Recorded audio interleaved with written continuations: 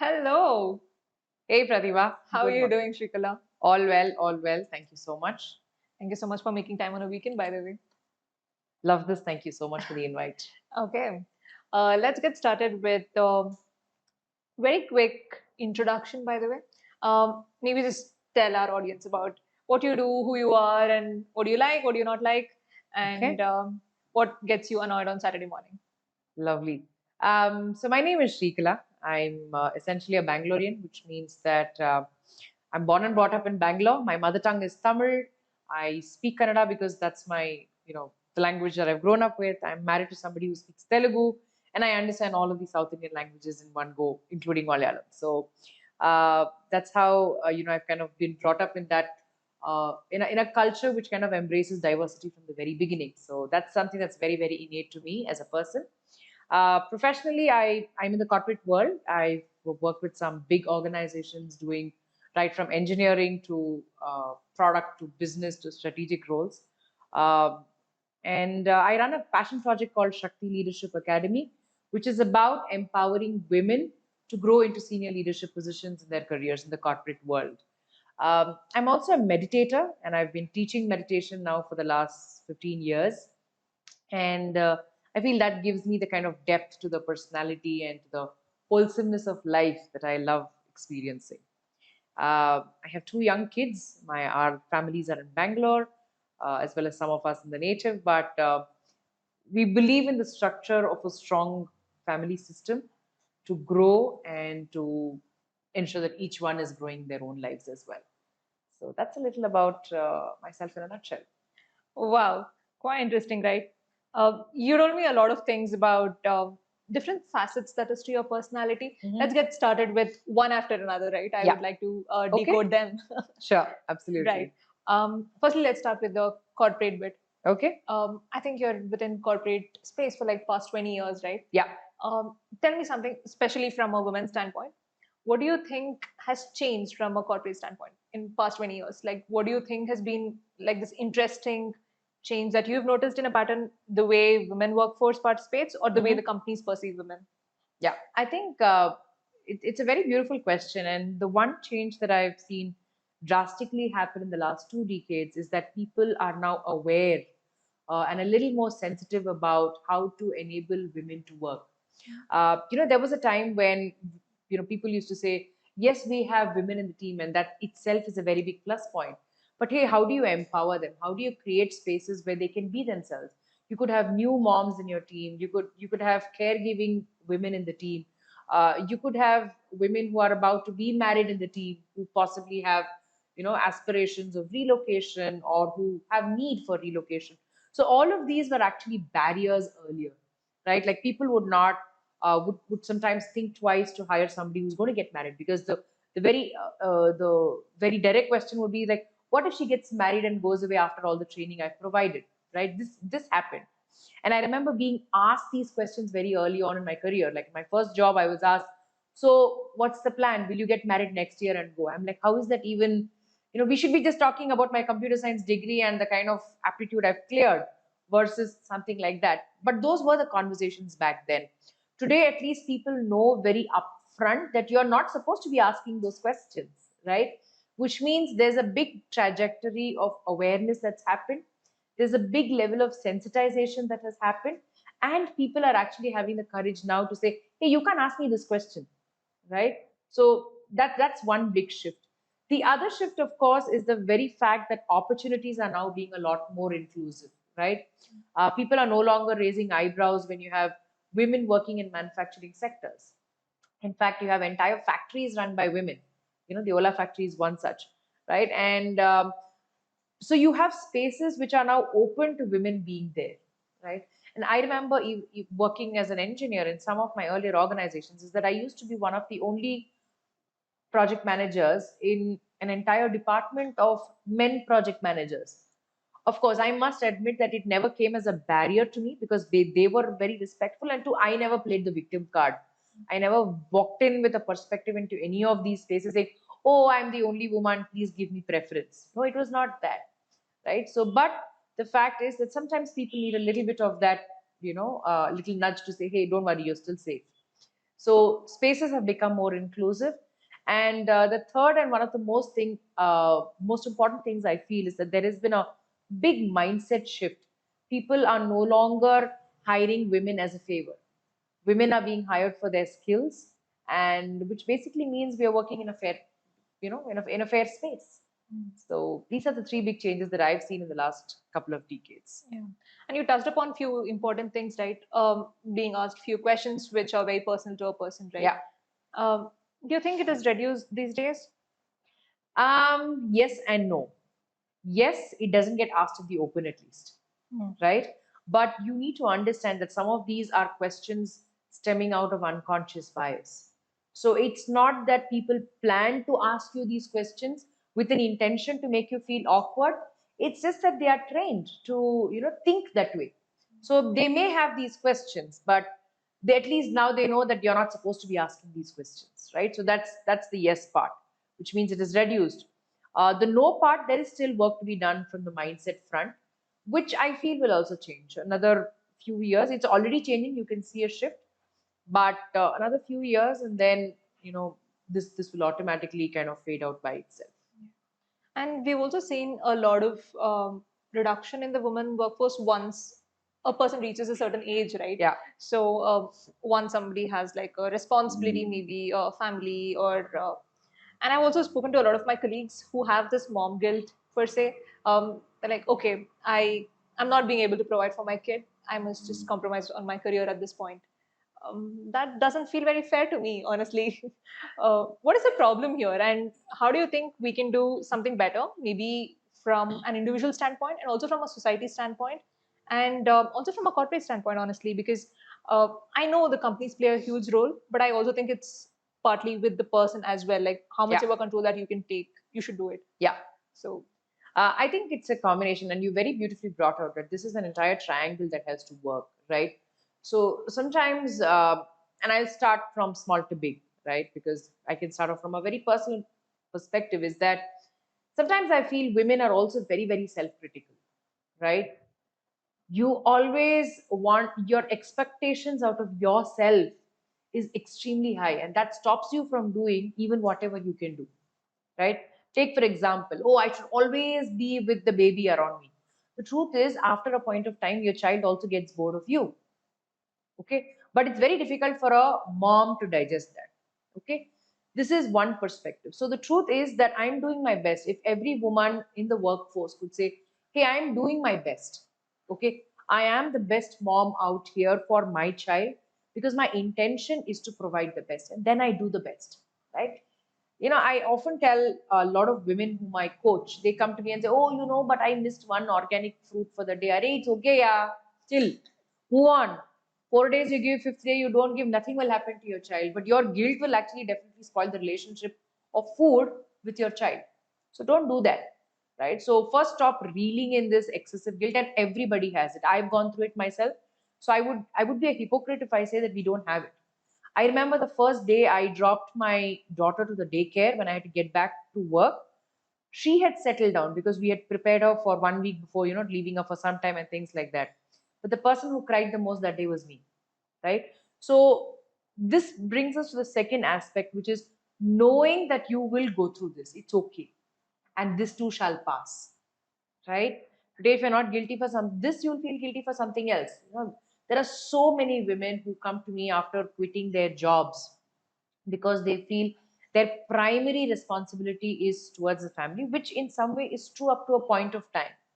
But what happens is that they are unable to come back to the workforce after a very long gap. And what happens is even more dangerous. They live a lifelong of bitterness with the family, with the organizations they've worked for, and with the society. And what are we doing? With this, we are actually building a society of unhappy women who are eventually going to get unhealthy too. And this is not a good sign, right? So I would say you should play the balance way out. Don't be very, very critical on yourself. Be open to options, ask for help. This brings me to the second point, which is a lot of women are told that they are superwoman to do multiple things. When people call me a superwoman, I take it as a comment, not as a compliment.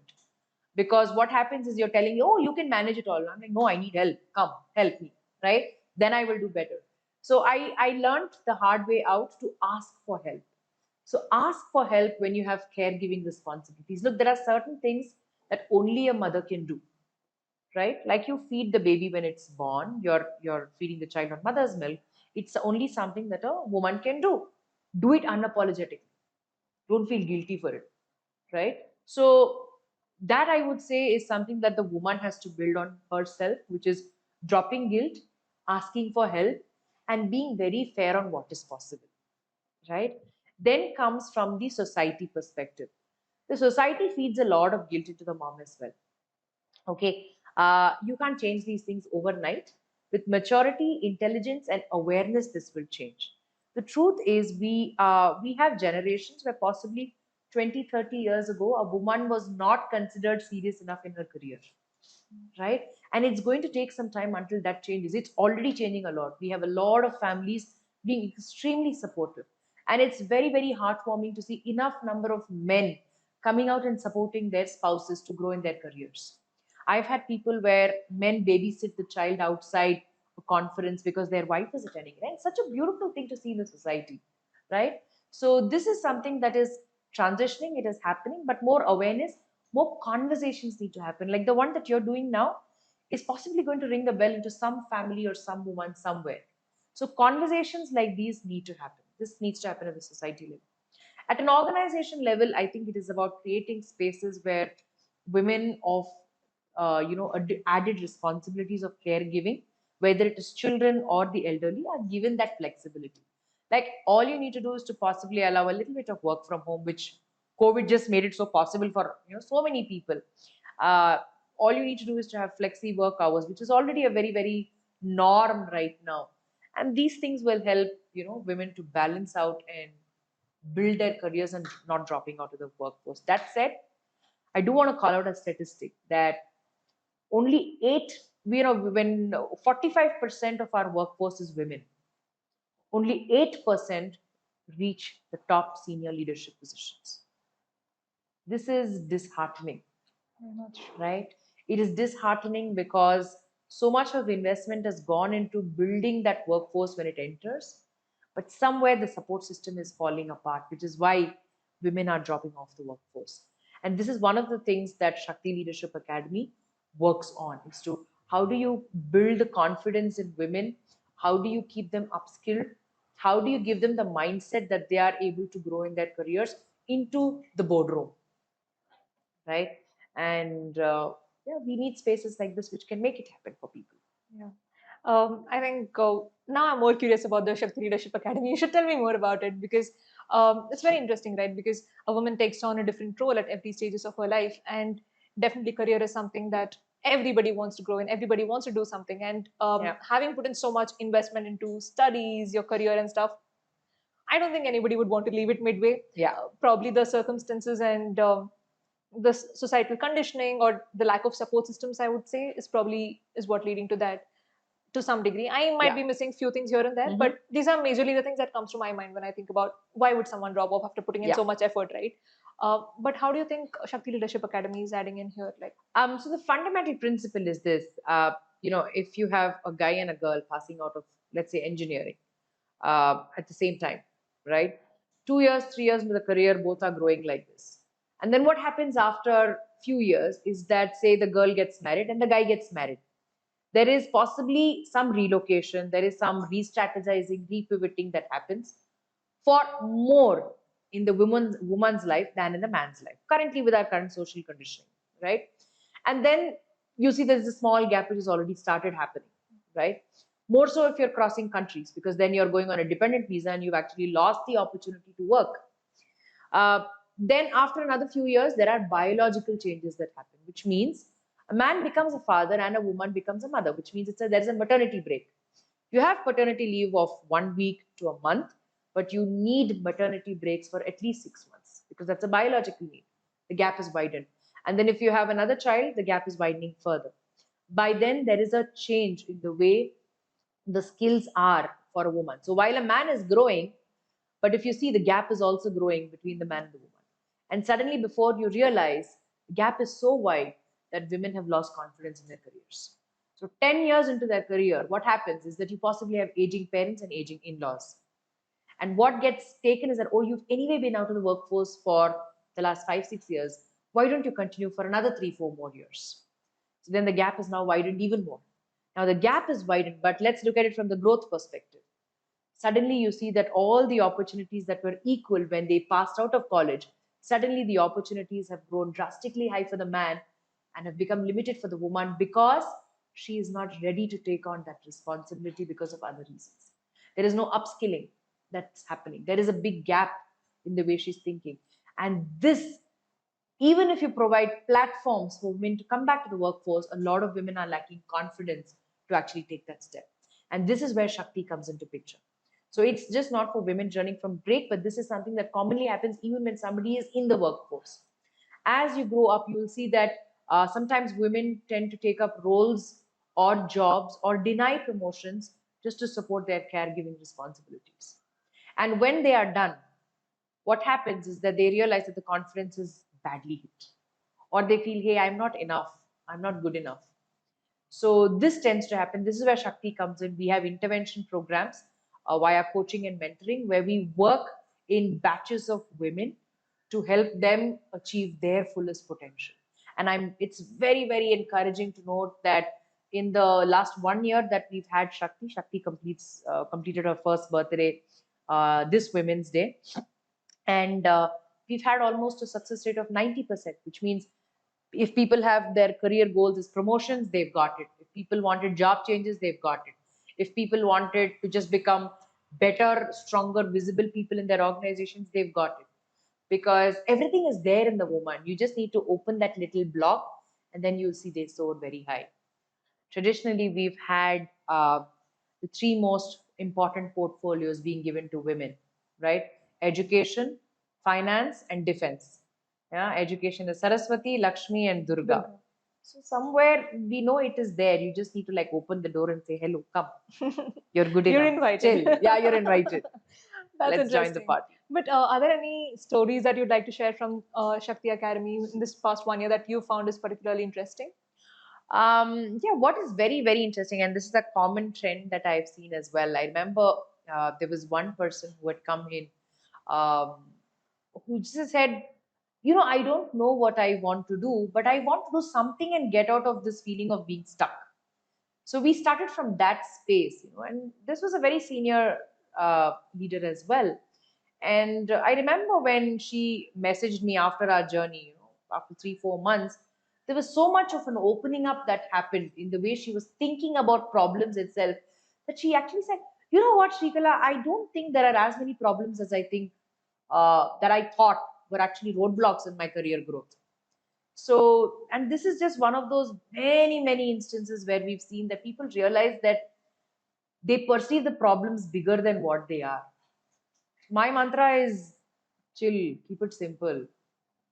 Just go ahead and do what you can do and see how things automatically start moving out.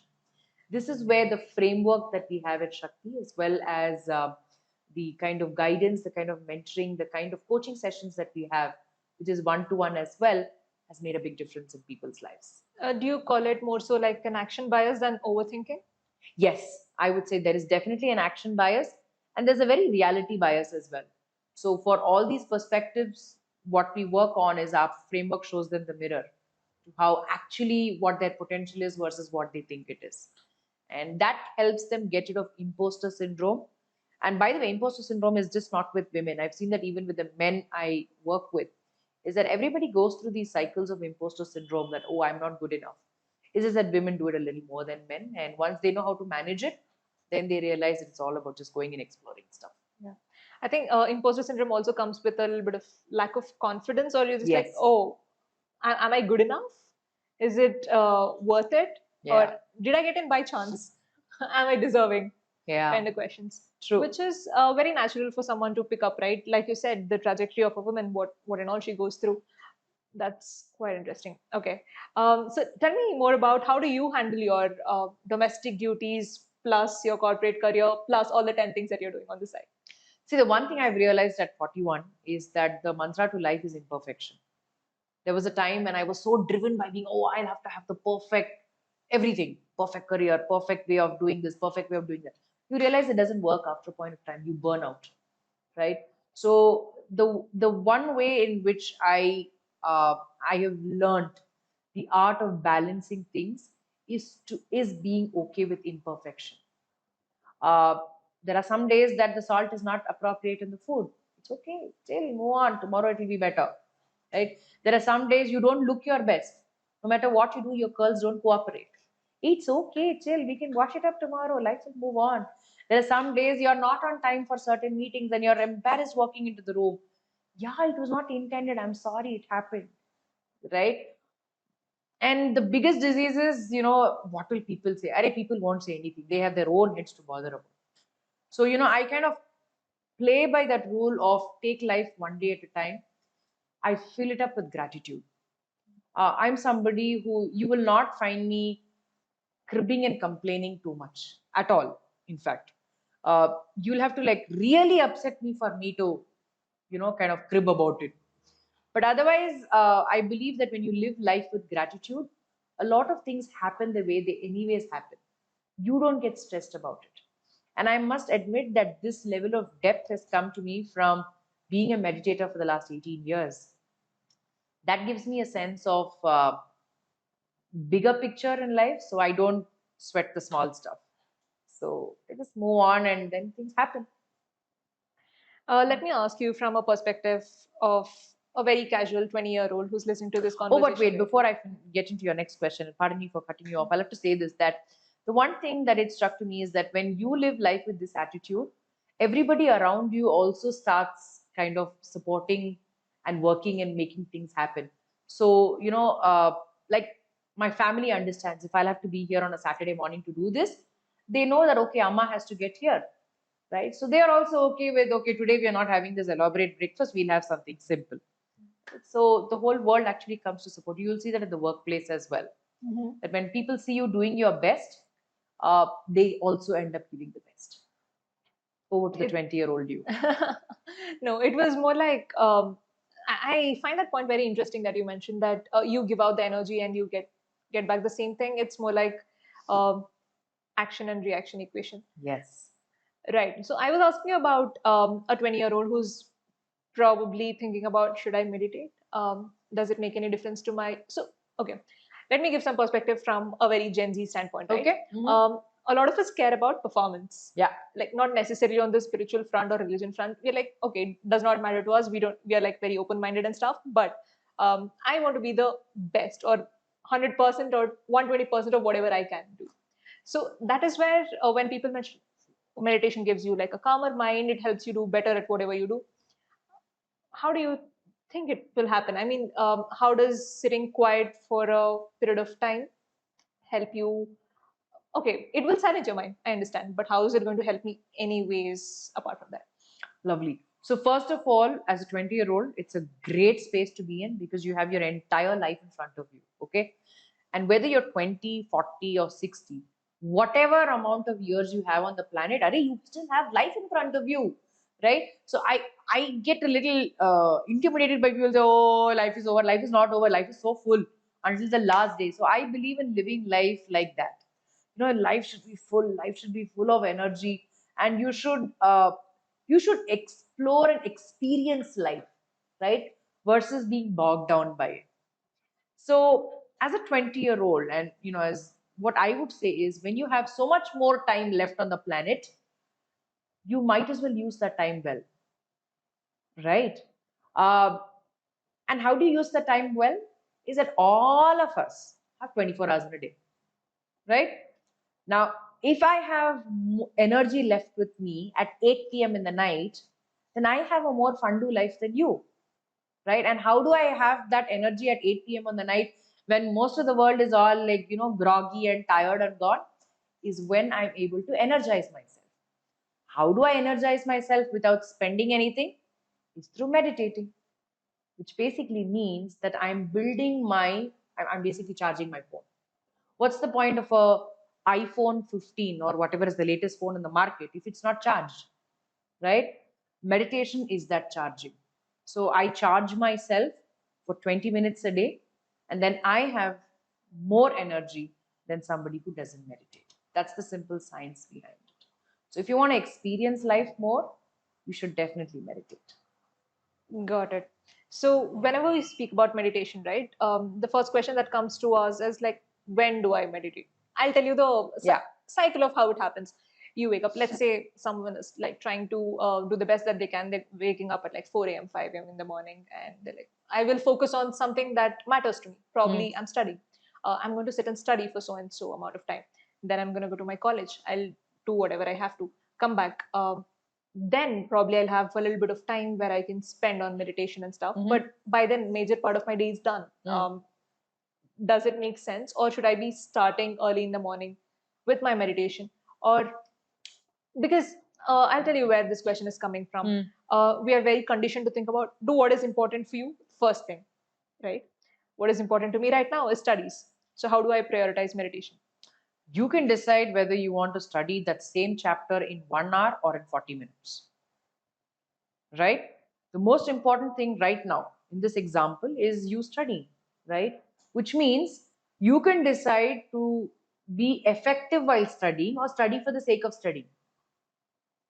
Smart people study effectively and efficiently. And how does that happen? When you have your attention span for a longer period of time. If you are able to focus at one shot for 40 minutes, you're far more productive than somebody who gets distracted but sits in front of the same content or that same chapter for 1.5 hours, right? Which means what somebody can finish in 1.5 hours, if you're able to finish in 40 minutes because of your enhanced energy levels, you have 40 minutes to do other stuff in life. So, which is smart. If the most important thing in your day is studies, then you should definitely meditate, right? In fact, the one regret that I have is that I did not get introduced to spiritual practices earlier on while I was studying.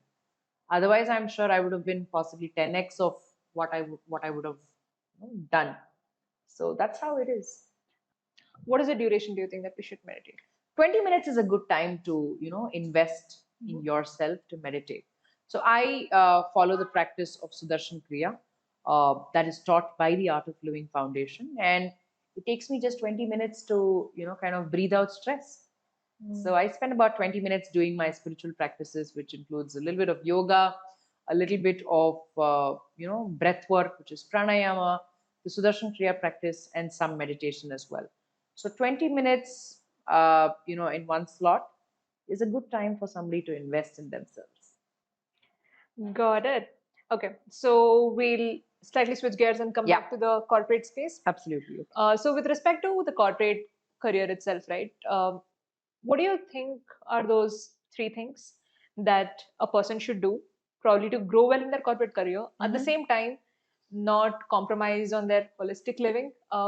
So this is something which all of us see as Gen Zs, right? Yeah. Sure, we all have a good corporate career that's going on, but at the same time, we don't want to compromise on the quality of living. And we are also having that FOMO of what if after 10 years down the line, I'm doing the same thing and nothing happened in 10 years, right? So how do you fix this problem?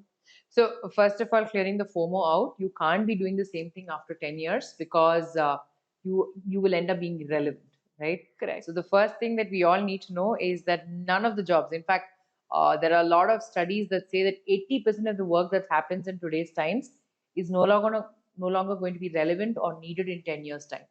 So which basically means that, hello, you anyway have to shift gears and do whatever needs to be done. So you might as well do it in a very, very charted out in a planned way. But coming back to your question, I feel the first thing that one needs to do is a reality check, right? It's very, very important that you stay very grounded and very real with where and how your career is progressing. You need to take stock of the current situation. You need to know where your skills are in the market. You need to know who your competitors are and what are those competing skills. You need to know stuff about yourself. Right? You can't remain oblivious in today's competitive world.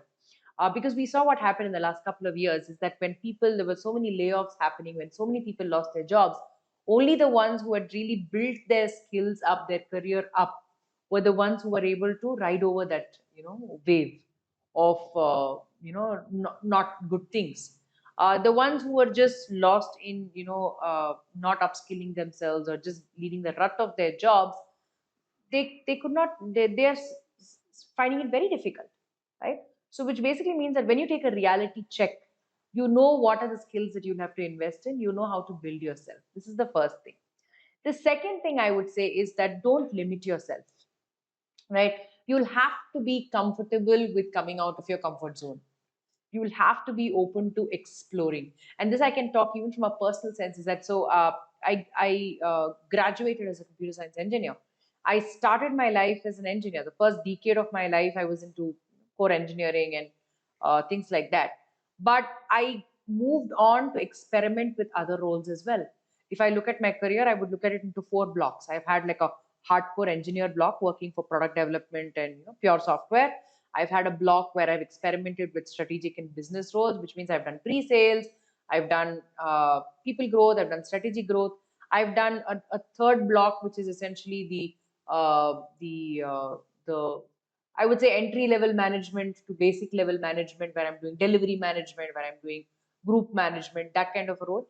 And then there's a fourth block, which is the senior leadership role, right? So, and of course, there is also entrepreneurship, which I would put into the second bucket. So there are these three, four blocks. So you must be willing to explore with your careers based on what strengths you can leverage for yourself. Because that opens up a window of opportunities, actually not window, door of opportunities, gate of opportunities for one to grow in their careers. And you'll see that people who are explorative, over a period of time, they have much better career growth than the ones who've been very, very steadily growing, in one way, because they grow like linear, the others grow exponentially. This is the second thing. The third thing I would say is have a very holistic perspective of life and hang out with the right people. And uh, don't hang around people who can drain you out. And I say this very unapologetic. I'm not asking to be rude to them or things like that. But if you want a holistic life, you'll have to be with people around you who also believe in holistic, living. If you're going to be hanging around with workaholics who only have one perspective of life, you will be influenced to being one. It's not their fault, it's yours, right? So when you feel lack of motivation to go to work, hang around with a workaholic. When you feel that there's too much of thing, you're not looking at life. If you want to move into somebody who plays sports, who's into physical fitness, you need to hang out with such kind of people for whom fitness is a focus, right? It's always like that. Nobody drinks alone randomly. You'll have to have the right company to do it, right? And I don't encourage alcohol drinking, for one. Since we're talking about healthness, I was talking about drinking herbal teas, by the way. Yeah. So, it's always like that. So hang around with people who believe in holistic living and who improve the quality of their lives. So what happens is when you are with positive people around like that, then you enhance the quality of your own life because you're contributing to them and they are contributing to you. So these are the three things that one needs to do. And from a career perspective, I feel it's a balance of all the three that needs to be done. That's quite interesting, right? And we were speaking very briefly about this off the camera as well. How do you think one should get involved into community service, and how important it is for you to get involved? I think it's very important one gets involved in community service, especially in today's extremely self-focused world. You know, there has to be a beautiful balance between being selfish to focusing on oneself for growth. In today's consumerist world, where we are always looking to consume something from the world, it's very important that we have a space in our lives where we come from the space of giving, because when you are taking, what you're doing is you're giving signals to your mind that, hey, these are my list of expectations, I want to get this. More often than not, in the real world, you're not going to get everything that you want. But when you go from a space of giving, what happens is you have something called as an abundance mindset which grows in you. So when you are in community service, whatever you're contributing to the people, to the lives around you, you come from a space of I already have it and therefore I'm giving. So there's a sense of abundance, there's a sense of richness in your own thinking, and therefore you don't go into crib mode, cry mode, or a feeling of lack in life. That basically means that you at the end of the day, you're going to sleep as a very, very positive person. And this is what we traditionally call as seva in India, is that when you are involved in some form of service or the other, the quality of your life is very, very enriched. So it's very, very important in today's consumerist world. I understand. And also, okay, one more thing I was very curious about was your entrepreneurship venture, right? You briefly mentioned about it, but would you like to explain more on um, how did you gain motivation to do something on entrepreneurship front? That is first. I would call it a passion project, something very, very similar to what you're doing, right? I would so I've had my first stint with entrepreneurship when my husband and I started something called RoboCool way back in 2010, where we wanted to introduce holistic education to children using robotics. Back then, it was still very, very nascent. That was one stint where we kind of experimented and things like that. My second stint essentially came out of life's decision, possibly. Being very honest, I got laid off, from one of my organizations, a lovely place I worked at, and that kind of gave me a signal that the universe wanted me to slow down and reflect on a lot of things. And that was basically time that and the market wasn't great last year. So instead of simply sitting and binge watching Netflix, I said, hey, let's use time for something more productive, right? And that's how I said that this is time the universe is telling me to connect with a purpose that I strongly believed in. So I would call it more born out of passion versus a commercial way to looking at it. So I wouldn't call it a business, but I would definitely call it an entrepreneurship venture with a very, very strong social intention to empower women. So that's all. Is universe gave me time. I just used it for the right things. That's all. You mentioned like a very interesting word here, the purpose. Yeah. What is purpose to you, Sreekala? I mean, see, when I think of purpose, right? Me or my friends, when we talk about purpose, we're like, there is absolutely no purpose as such. We're just living day to day and we are doing things that we were supposed to do, probably the responsibilities that we have taken up on ourselves.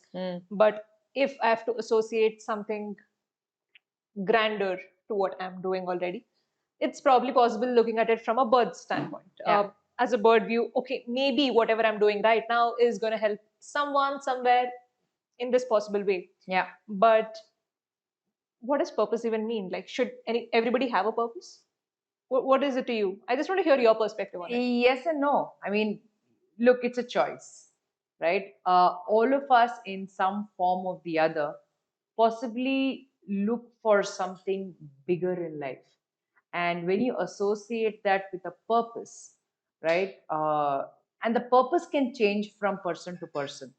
But when people have a purpose in their life, larger than basic existence, it gives a sense of beauty to the life that they're leading, right? Because the truth is that the basics of survival is common between humans and animals. But if there is something that differentiates the human species from the animals, it's their ability to attach themselves to a purpose, is to use their intellect, is to use their thinking, is to use their skills to something beyond just eating, sleeping, and letting evolution happen. So I strongly believe that it's not compulsory, but if you have a purpose, life becomes very beautiful. Life becomes very, very beautiful. Between my husband and I, our purpose is to spread happiness across the world, is to teach people how to meditate and be free of stress. So when you have a purpose attached to like that, the smaller problems don't bother you, right? So you're not caught in the daily grind of life if you have a larger purpose. You say, okay, so right now this is our impediment, let's move it and move towards what needs to be done in the larger perspective of life. So in that sense, I feel having a purpose definitely helps. Does purpose change over time? Yes. Yes.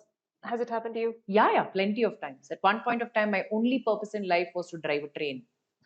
Okay. Drive a train? Okay. Yeah, like when I was fairly young, because I mean, imagine, thousands of people sitting behind you and you get to do the pam, pam, pam on the horn. That's like, it's like a huge thing, right? So that's my only purpose in life, is to like think of something like that. And then at one point of time, my only purpose in life was to join the Air Force. And then mathematics happened. So I said, no, we'll wait for that to happen in another lifetime, because mathematics and me have a very, very beautiful relationship. We don't like each other, right? Don't ask me how I became an engineer. That's a different podcast show altogether. Okay. So then that happens, right? And then at one point of time, there's a lot of purpose towards doing. So there are 2-3 things that I strongly attach to with the purpose. But what I've realized that there is a trend analysis in my purpose. My Off late, I've realized over the last 20-25 years that my purpose has always been towards giving versus getting, and I'm definitely a happier person because of that. Love it. Okay, so we've spoken quite a bit about holistic living, women's skill sets, right? Are there any skill sets that you'd particularly suggest men or women who's listening to this podcast to pick up in today's day and age, which would probably help them both in living well and also in their corporate careers?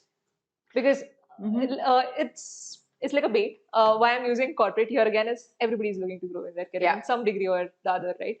So which should also help them with their corporate career at the same time help them live well. Do you think any like a few skill sets, probably from the Shakti Academy standpoint as well? Are there anything which you would suggest any person who's joining the academy should already have as a prerequisite or should learn at the end of the day after coming in? Right. So I would look at it at 2 levels: one from the Shakti perspective and two from the human being perspective, right? So from a Shakti perspective, the only skill you need to have is the skill to love yourself, right? So just come in and then don't worry about anything, right? And that's a skill that all of us have. In fact, we all want to do something about our lives because we love ourselves that much. And that's a good thing to do, right? Because if I can't even love myself, there's no way I'm going to spread love to anybody around me.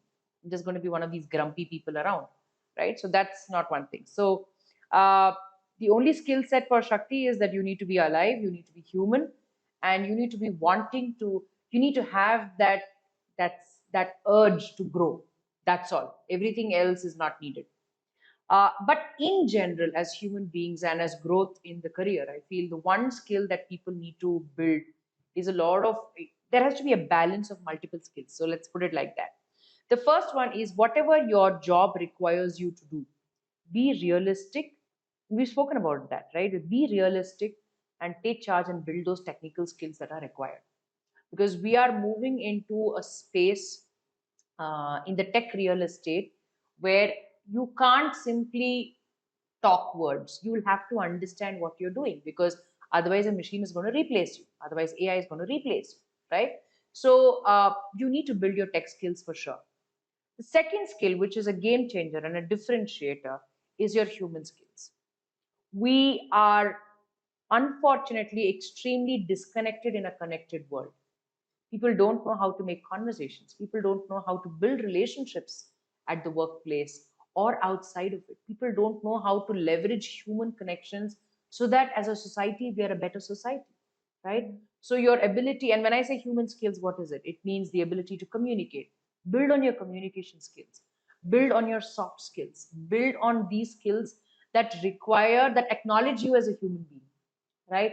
And the third and the most important skill, especially relevant in today's extremely stressful world, is the skill to manage your mind. This is a non-negotiable. If you have everything, but you don't have the skill of managing your mind, it's a problem. You are going to be clinically in a problem some point of time in your life. But let's assume you don't speak the best of language. Let's assume you have a fear of public speaking.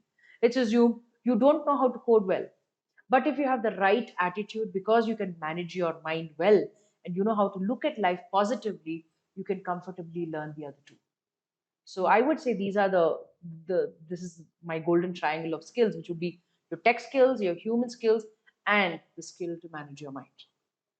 Lovely. Non-negotiable. I think you've very well structured this as well, right, for our audience. Okay. On a lighter note, what do you do on your personal time, like your me time? What do you do to chill?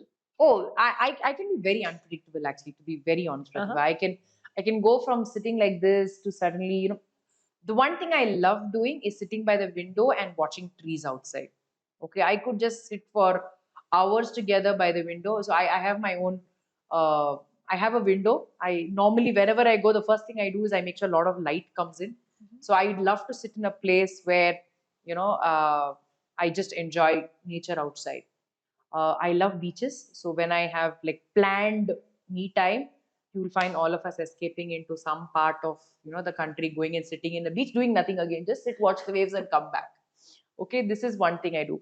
But on more tangible me times during the day, uh, I can go. I definitely invest a lot of time in my practices, which means I love meditating. That's a quality me time for me. That's a very precious part of my personal time. So I value that a lot. So I do my yoga, I do my meditation, I do my kriya practice. This is a very very part, and that's not a free time thing. That's more a discipline, I would say. But all other times, you will find me possibly searching for which is a new restaurant close by, which serves good vegetarian food, because I love good creative vegetarian food. So you'll find me possibly doing some exploration of that. Uh, you'll find me playing. I love playing. So, given an opportunity, I would play sports. Yeah, these are predominantly the things that I would do. And there are times when I would possibly even do a little bit of random fun at home. Like we play Damsharads at home, right? We call it QFT. The kids have labeled it that way. It's called quality family time, which means no gadgets allowed, no problems allowed. It's just we sit together and we either play a game or we talk or we do things like that. So something like that. So I can range from being very predictable to being very, very unpredictable. So that's what I do in That time to was kind of wind down. quite fun. This entire conversation has been so holistic in itself. Thank We've you so covered much. Yeah. so many things. It's been lovely. I must say your questions got me thinking a lot. So that's absolute kudos to you. Thank you. Well, is there anything that you thought I would ask today and I did not? This, absolutely. No, I didn't. To be honest, I just wanted this to be absolutely candid. So whatever we spoke came from the heart. So whatever was meant to happen was what happened. So I'm very happy. Lovely. In that Yeah, case, it was a very fun session with you today, Thank you so Sreekala. Thank you so much. much for making time today. Thank you so much. I do want to acknowledge that the work that you're doing, the man behind the camera, Navneet, as well, doing some amazing work. Then you and your team, I wish you all the very best for bringing out these conversations to the society that matter. And lovely, lovely having you. Well, thank you so much. Thank you so much.